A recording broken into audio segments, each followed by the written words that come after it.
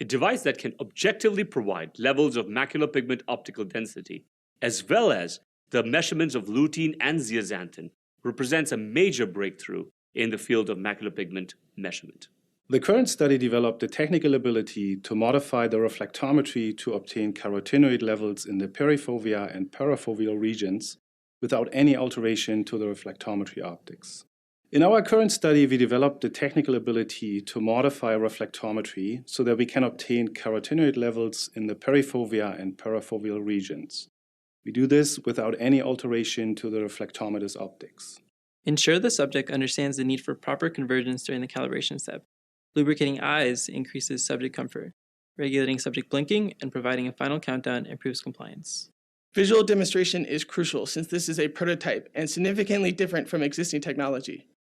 It can be confusing to operate without having witnessed the proper procedure being performed.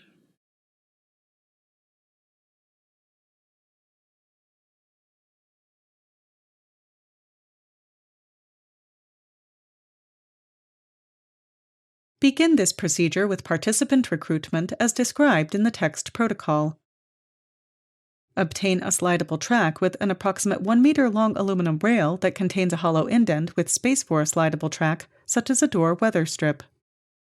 Mount the track 6.1 meters from the subject seated at the macular pigment reflectometer, or MPR, for the reflectometry measurements to be performed. Ensure that the track is 1.5 meters off the ground to be at the same height as the participant's eye during the reflectometry measurement. Mount 3 1 cm by 1 cm remote-controlled LED lights on the slidable track so that the centers of the lights are spaced.